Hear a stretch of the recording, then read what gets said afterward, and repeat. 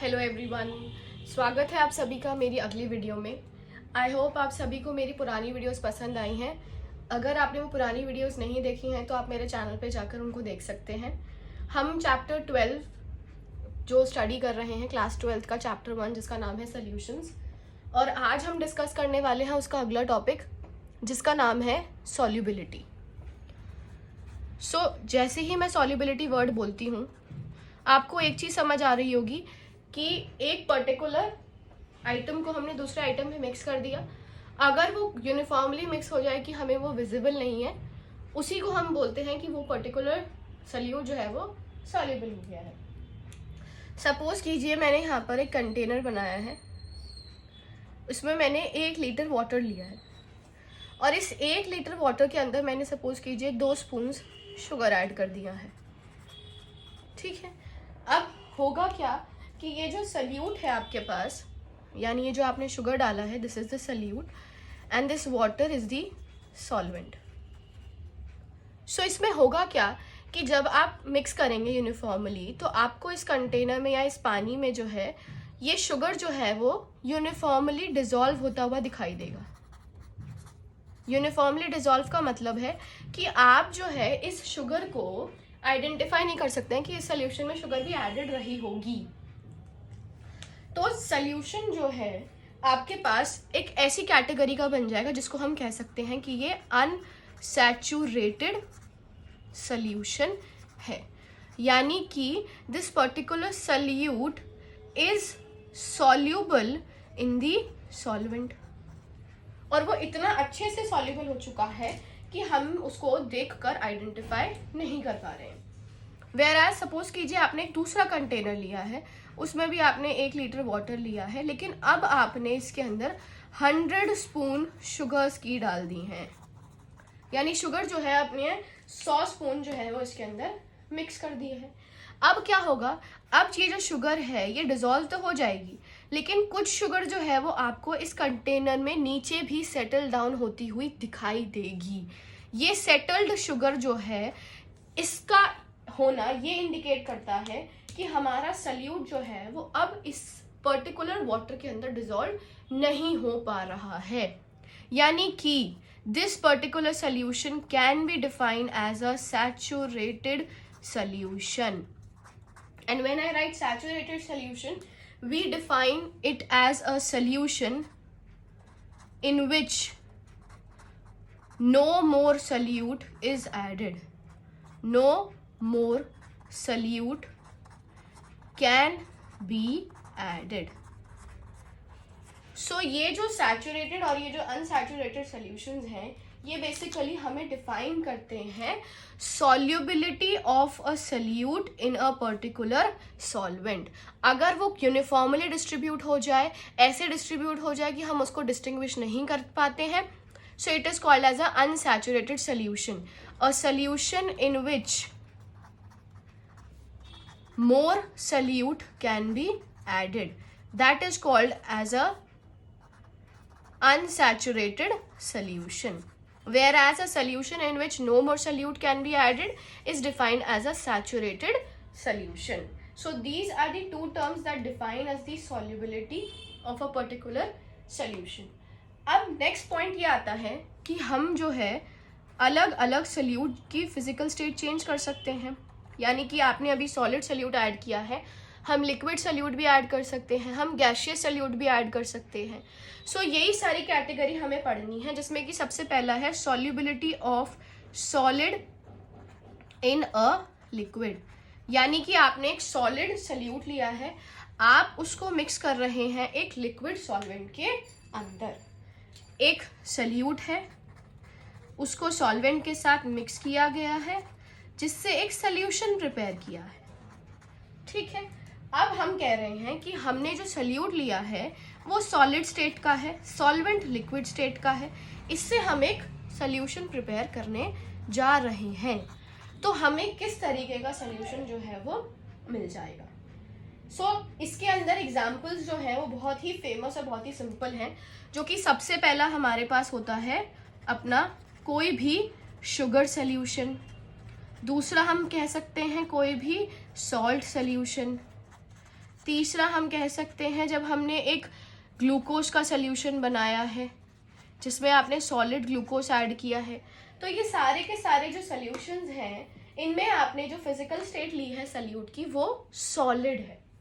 Now the point is that कि अगर suppose कीजिए हमने एक सोल्यूशन प्रिपेयर किया है सिमिलर तरीके से जैसे हमने पीछे करा था, वाटर के साथ हमने मिक्स कर दिया है, लेट अस टेक अस, हमने सॉल्ट ऐड कर दिया है, एक सोल्यूशन बन गया है इससे, ठीक है। और ये सोल्यूशन सपोज कीजिए हमारे पास जो है, let us define it as a saturated solution, ठीक है। सैचुरेटेड का मतलब है कि इस पर्टिकुलर सॉल्वेंट के जितने भी पार्टिकल्स हैं, यहाँ पे सॉल्वेंट है, इसके ये पार्टिकल्स हैं, इन सब की स्पेसेस जो है वो कंप्लीटली ऑक्यूपाई हो चुकी हैं बाय दी सल्यूट। ये जो रेड से हम इंडिकेट कर रहे हैं ये सल्यूट है हमारे पास, और ये जो हमने ग्रीन से इंडिकेट किया है ये हमारे पास सॉल्वेंट है। सो सैचुरेटेड सॉल्यूशन तब बनेगा जब आपके पास when the spaces within the solvent molecules are completely occupied by solute। जब सल्यूट ने हर एक स्पेस को जो सॉल्वेंट के अंदर थी उसको जब कंप्लीटली ऑक्यूपाई कर लिया, जब उसको इंटैक्ट कर दिया है, तब हमें मिल गया एक सैचुरेटेड सोल्यूशन। हम ये कह रहे हैं कि सपोज कीजिए हमारे पास ये एक सैचुरेटेड सोल्यूशन है, एस से हम इसको इंडिकेट कर रहे हैं, कंप्लीटली इंटैक्ट है, फिल्ड अप है इसके बीच के इंटरमोलिकुलर स्पेसेस। अब अगर हम इसको हीट कर रहे हैं, हीट करने से क्या इसका इफेक्ट होगा?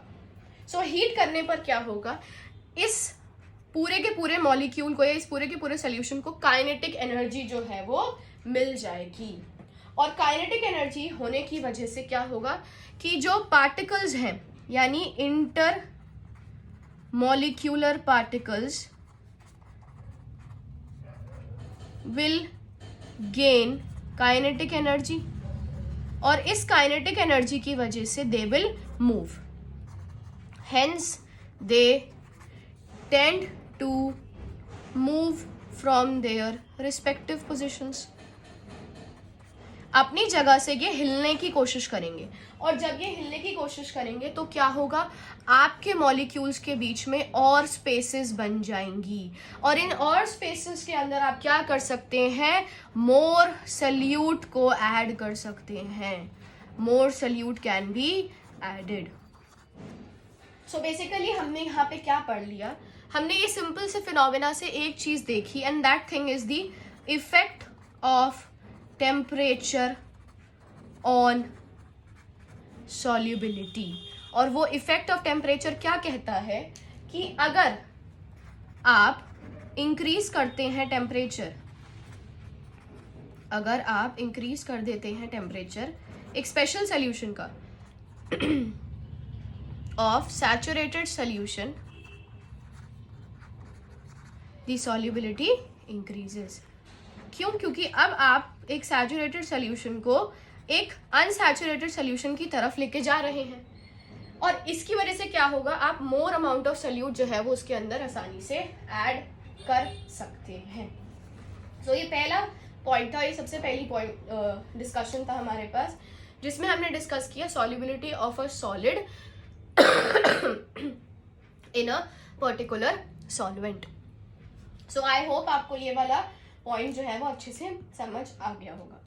अब हमें दूसरा सॉल्युबिलिटी डिस्कस करना है, जिसमें हम एक गैसियस सॉल्यूट को मिक्स कर रहे हैं एक सॉल्वेंट के अंदर।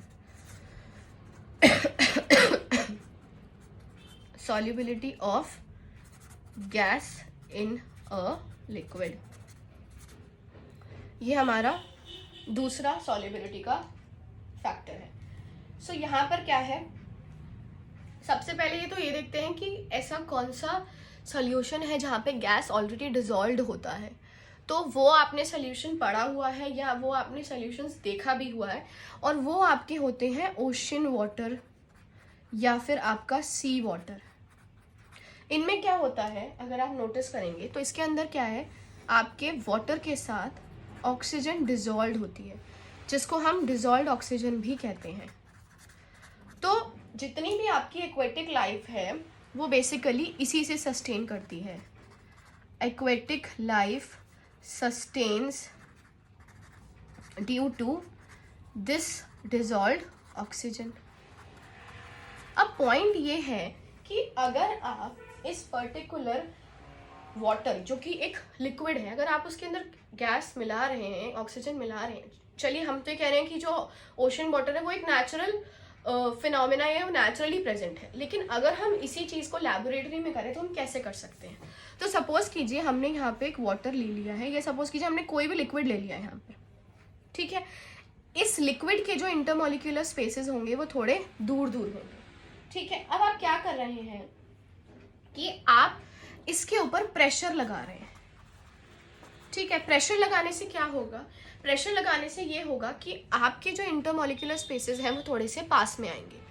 पास में आने की वजह से क्या होगा कि ये एक स्पेस क्रिएट करेंगे, जिसकी वजह से आप इसके अंदर space is created due to which solute can be dissolve,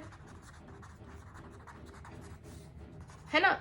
liquid के अंदर ऑलरेडी इंटरमोलिक्यूलर स्पेसेस हैं, आप उनके कंप्रेस करके आप क्या कर रहे हैं, आप और स्पेस, जब ये पार्टिकल्स पास में आ जाएंगे तो ये एक आसपास अपने एरिया में एक स्पेस बनाएंगे, जिसकी वजह से आप सल्यूट को डिसॉल्व कर सकते हैं।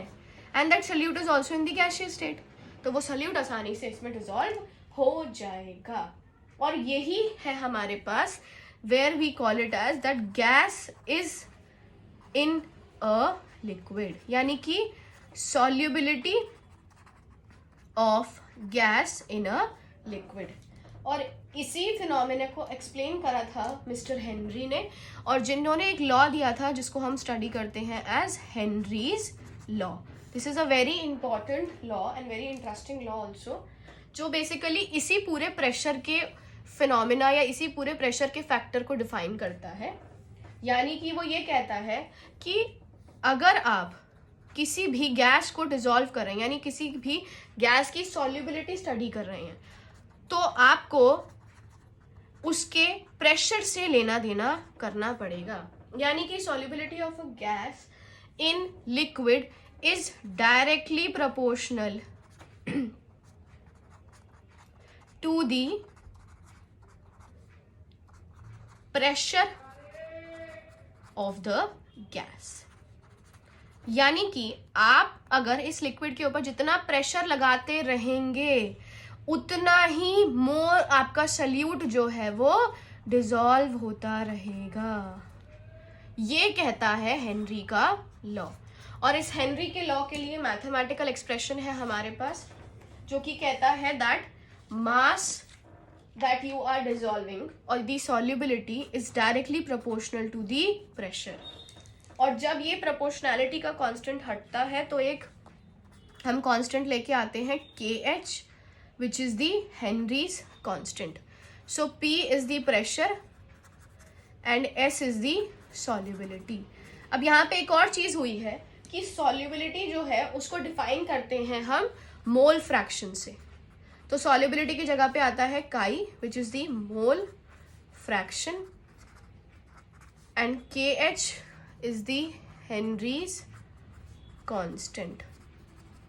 So this becomes the mathematical expression for the Henry's law कि जितना ज़्यादा आप प्रेशर लगाएंगे, जितना ज़्यादा आप अपने लिक्विड को कंप्रेस करेंगे, उतना ही ज़्यादा आप उसके अंदर सल्यूट जो है वो डिसॉल्व करते रहेंगे। और उस सल्यूट के डिसॉल्व करने का अमाउंट जो है वो हम एक्सप्रेस कर रहे हैं यूजिंग दी मोल फ्रैक्शन। अब पॉइंट ये आता है कि pressure and the chi have a direct relationship। यानी कि अगर हम इसके ग्राफ को ड्रॉ करेंगे तो हमें क्या मिलेगी, हमें मिलेगी एक स्ट्रेट लाइन। सो सपोज कीजिए हमने यहाँ पर प्रेशर लिया है, यहाँ पे हमने मोल फ्रैक्शन लिया है, तो हमें मिलेगा एक स्ट्रेट लाइन। और ये स्ट्रेट लाइन जो है वो हमको क्या देगा, this will give us the value of KH। So this is the graph for Henry's law. ठीक है। अब नेक्स्ट सवाल ये आता है कि जब हेनरी का लॉ इतना इंपॉर्टेंट है, जब वो हमारे इतने बड़े फिनोमेना में एग्जिस्ट करता है, यानी जो पूरा एक्वेटिक लाइफ जो सस्टेन करता है वो इसी की वजह से कर रहा है, तो उसी तरीके से आपके पास इसके अलग अलग एप्लीकेशंस हैं हमारी डेली लाइफ के अंदर भी।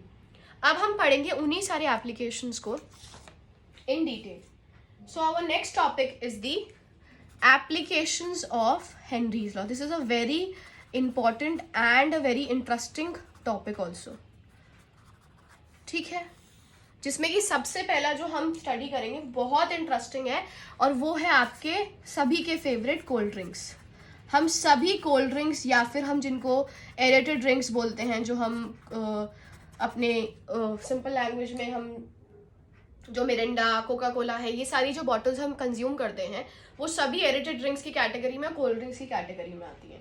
तो इसमें होता क्या है कि जैसे ही आप बॉटल को ओपन करते हैं, जैसे ही आपने अपनी कोल्ड ड्रिंक की बॉटल को ओपन किया, तो आपको बबल्स जो हैं वो दिखते हैं, और बबल्स को हम कह सकते हैं कि एक साउंड भी वो क्रिएट करते हुए आते हैं। वो जो बबल्स आ रहे हैं वो क्या इंडिकेट कर रहे हैं? वो यही इंडिकेट कर रहे हैं कि उसके अंदर कोई ना कोई गैस डिजॉल्व रही होगी। अब वो गैस अगर वो डिजॉल्व है तो वो कौन सी गैस है? और वो जो डिजॉल्व आपके पास गैस है that is the carbon dioxide. जो डिजॉल्व गैस है वो आपके पास CO2 है। अब आपने किया क्या?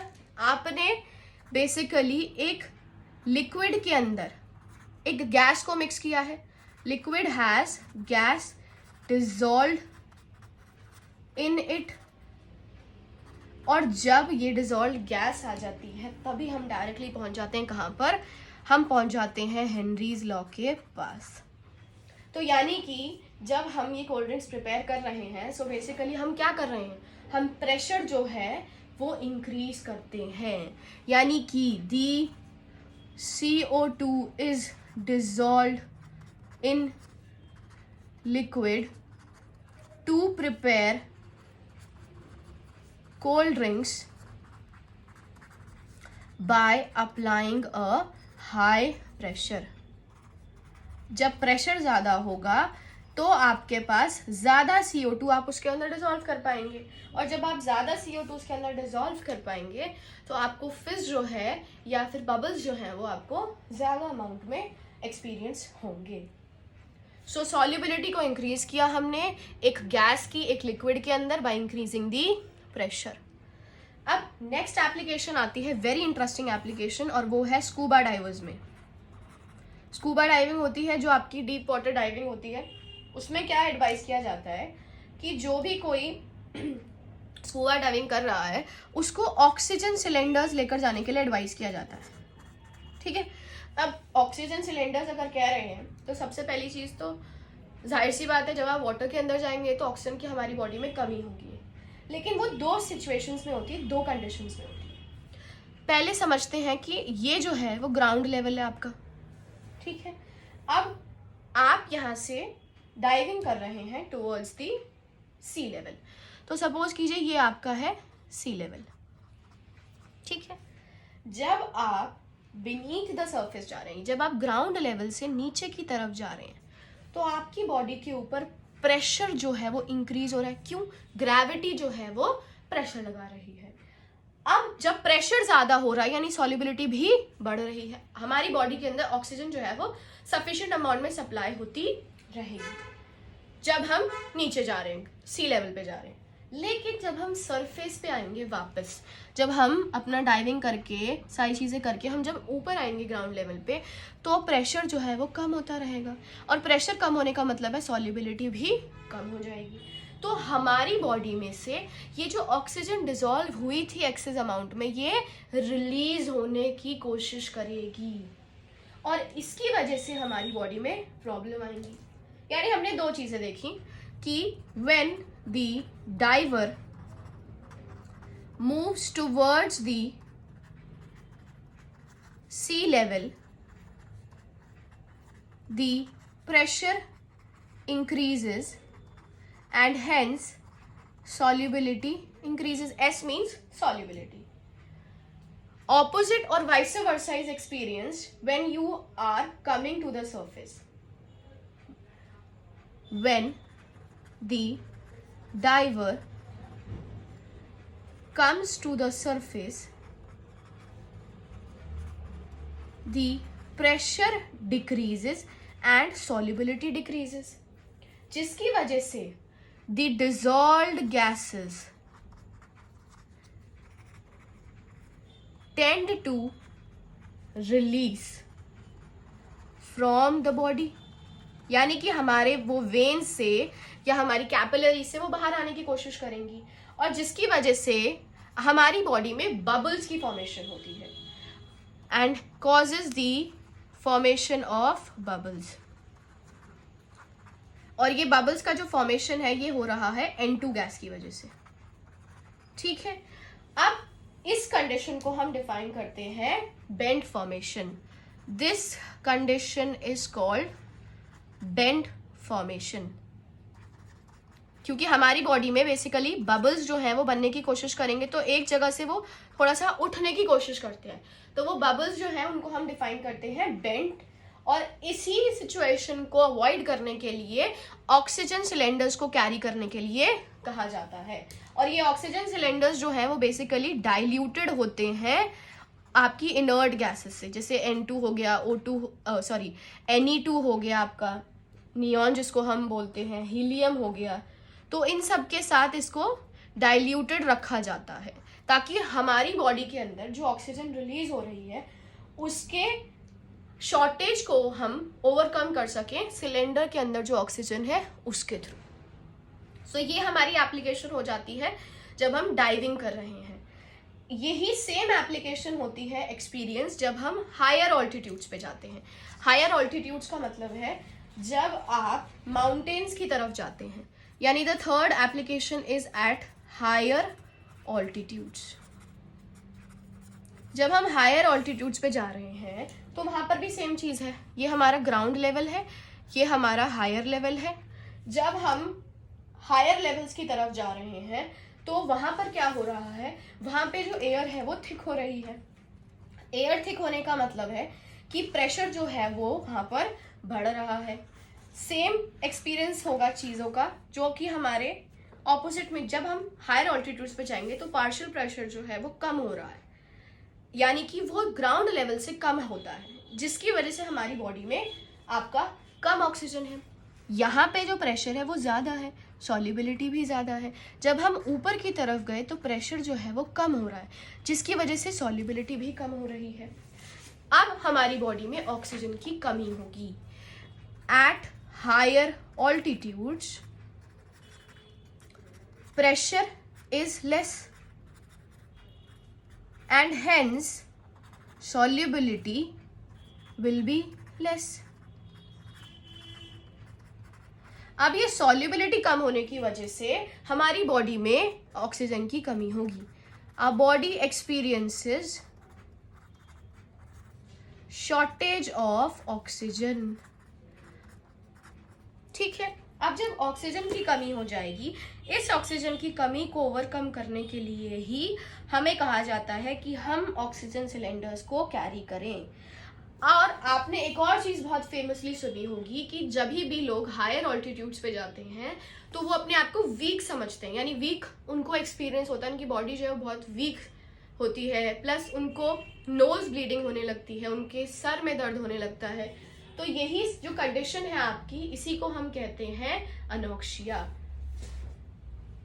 दे एक्सपीरियंस अनोक्सिया। और यही अनोक्सिया की कमी जो है, यही अनोक्सिया बेसिकली है due to shortage, due to lack of oxygen.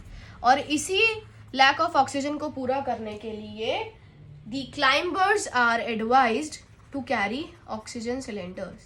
The climbers are advised to carry oxygen cylinders।